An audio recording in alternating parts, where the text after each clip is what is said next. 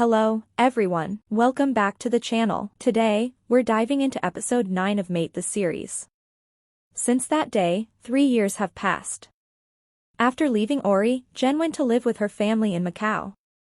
During this time, Jen had no contact with Ori. Her family's situation remained stable, though they could not return to Thailand. As for Jen, she had started a new life. She became an internet cartoonist and earned a living by creating novel covers. She adopted a new English name, Kate Wang, which she used professionally. While she signed her online cartoons with her Thai name, she used her English name for the novel covers she illustrated. This allowed her to work anonymously, creating covers without anyone knowing her real identity. Jen's work kept her extremely busy, and during this time, she met someone new, a man named John. John was Jen's dad's partner in business. He was a powerful and wealthy individual who crossed paths with Jen shortly after she moved to Macau. At the time, Jen was in a terrible state, struggling with severe depression and visiting a psychiatrist regularly. John, despite his demanding schedule, made time for her. He visited her often, offering support and companionship. When John learned of Jen's love for drawing, he encouraged her to pursue it professionally. He even suggested the idea of becoming an internet cartoonist, a career that eventually helped her regain her footing. His kindness allowed Jen to slowly open up to him. Though they spent a lot of time together, Jen hadn't agreed to officially date him yet.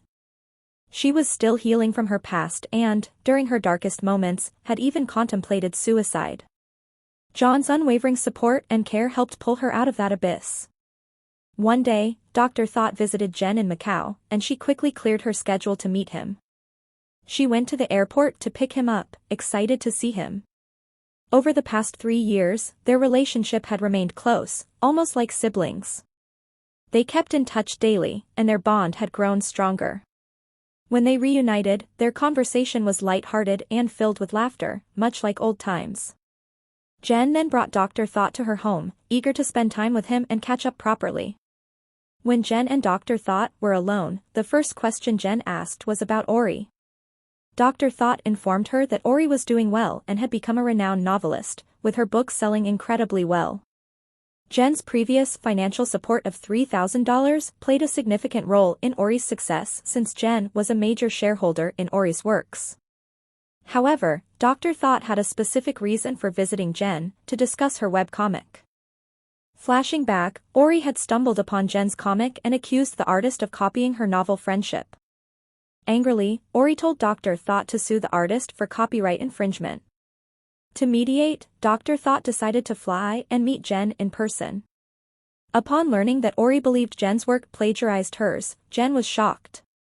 She admitted that her work was inspired by their past but offered to delete it and compensate Ori for damages if necessary. However, Dr. Thought had no intention of suing Jen and instead invited her to return to Bangkok. When Jen asked why, Dr. Thought revealed that Ori was getting married and insisted that Jen attend the wedding. The news leaves Jen stunned. Dr. Thought explains that after Ori's mother remarried and moved away, Ori didn't want to live with her stepfather, so she decided to find someone who could stay by her side for support. That person is Ten, the younger brother of Ori's former psychiatrist. Despite Dr. Thought's insistence, Jen initially refuses to return. The next day, Jen changes her mind, telling her mother about a work issue that needs resolving in Bangkok. Her mother, suspecting the matter involves Ori, urges Jen to go.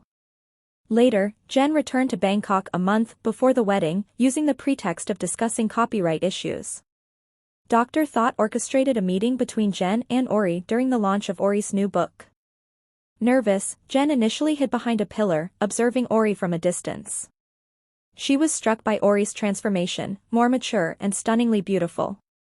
But her heart sank when she saw Ori's boyfriend, Ten, affectionately approach her. Curious, Jen whispered to Dr. Thought, "Is that Ori's boyfriend?" Dr. Thought confirmed that Ten was the younger brother of Ori's former psychiatrist. After the event, Ori and Ten waited at a restaurant to discuss the copyright case. Dr. Thought and Jen soon joined them. As Ori was focused on her phone, it was Ten who first noticed Jen, awestruck by her beauty. The flirtatious Ten introduced himself and confirmed that Jen was the webcomic artist they were meeting. When Ori finally looked up and saw Jen, she was so shocked that she dropped her phone on the table. Jen broke the silence, asking, "It's me, Jen, do you remember me?" Both their hearts raced as time seemed to freeze. After a brief pause, Ori suddenly stood, grabbed a glass of water, and splashed it on Jen's face. The icy water numbed Jen's face as she struggled to process what had just happened. Dr. Thought, his voice firm but tinged with concern, asked, "Why would you do that, Ori?" Ori, her eyes blazing with anger, retorted, "Because this person stole my novel, right?" Ori angrily accused Jen of copying her novel, adding, "Isn't it fair that I'm furious at such a plagiarist?" Despite Ori's anger, Dr. Thought believed her actions were excessive. Jen quickly told Dr. Thit, "It's fine. This is my fault." Before leaving, Ori turned to Jen and said coldly, "I'm going to sue you until you're broke," before storming out of the restaurant. Jen didn't hold any resentment toward Ori because Ori was her first love. Later that evening, Jen was in her hotel room when the front desk called to inform her that someone named Ori wanted to visit. Surprised, Jen quickly agreed. Shortly after, Jen knocked on Jen's door and requested to come in for a talk. The first thing Ori asked was, "Why did you come back? What's your purpose here?" Jen replied plainly, "I came to discuss your copyright issues." Skeptical, Ori pressed for the truth. Jen hesitated but then admitted, "I miss you." "Isn't that what you wanted to hear?" Ori furrowed her brows and asked, "You missed me, didn't you?" Jen denied it, replying, "No, why would I? It's been so long." Eventually, Jen confessed that she came back because she had learned about Ori's upcoming wedding. Ori admitted that she'd known from the beginning that Jen was the artist behind the webcomic. She had orchestrated the copyright claim to see Jen again. Ori added bitterly, "You once said I made life hard for you. Now I have money and don't live in misery anymore, unlike before when you left me." Jen complimented Ori on her success, but Ori retorted sharply, "Don't pity me, and don't be proud of me. I don't want that from you."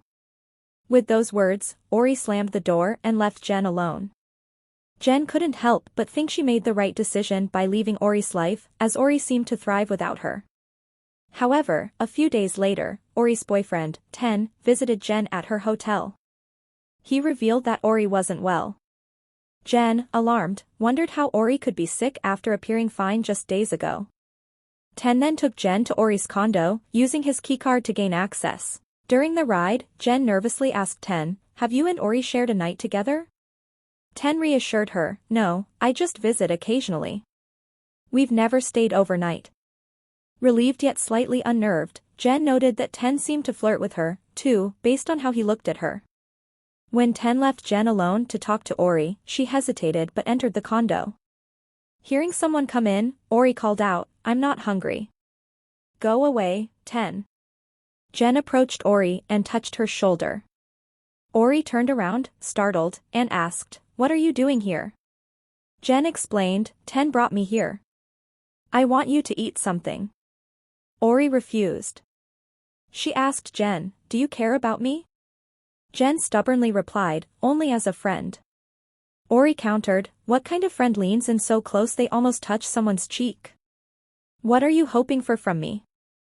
Embarrassed, Jen pulled away and tried to leave, but Ori stopped her with a knowing glint in her eyes.